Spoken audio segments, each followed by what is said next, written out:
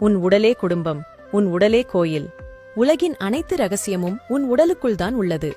மந்திரம் தேடாதே, தந்திரம் நாடாதே, உன்னை உன் உடலுக்குள் தேடு. ஊர் ஊராகச் சுற்றாமல் உன் உடலைச் சுற்று. உத்தமன் என உன்னை ஊர் பாராட்டினாலும் உடல் உன்னை கைவிட்டால் பட்டம் பதவியெல்லாம் பிடி சாம்பலே. ஓடி ஓடி உழைத்து காவல் தெய்வமாய் நின்றாய் குடும்பத்துக்கு. ஆனால் உனக்கு காவல் தெய்வமாக உயிர்காக்கும் கடவுளாக இருப்பது உன் உடல் மட்டுமே. அகக்குடும்பமான உன் உடலை மறவாதே. உன் உள்குடும்பமும் உடலே. அதை மறந்தால் புறக்குடும்பம் கதறினாலும் உன்னை காக்க யாரால் முடியும்? மற்ற உயிர்களுக்குச் செய்யும் பாவத்துக்கு விமோசனம் உண்டு. உன் உயிருக்கு சிறப்பு வரமான உடலுக்கே நீ செய்யும் பாவத்துக்கு விமோசனமே இல்லை.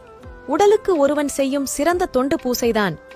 உடலுக்குள் உழைக்கும் உறுப்புகளை ஆராதிப்பது ஆலயம் தொழுவதினும் சாலச் சிறந்தது. ஒருவன் எப்படிப்பட்டவனாக வேண்டும் என்பதை தீர்மானிப்பது அவனது எண்ணங்களே. அந்த எண்ணங்களை தீர்மானிப்பது உடலே. ஒருவன் எதுவாக ஆக வேண்டும் என்பதை தீர்மானிப்பதும் உடலே. உள்குடும்பமான உடலை ஒருவன் கவனித்தால் வெளிக்குடும்பத்தை அதுவே காக்கும். பிறவி எடுத்த ஒவ்வொருவருக்கும் அவரவர் குலத்தின் குலதெய்வம் அவரவர் உடலே.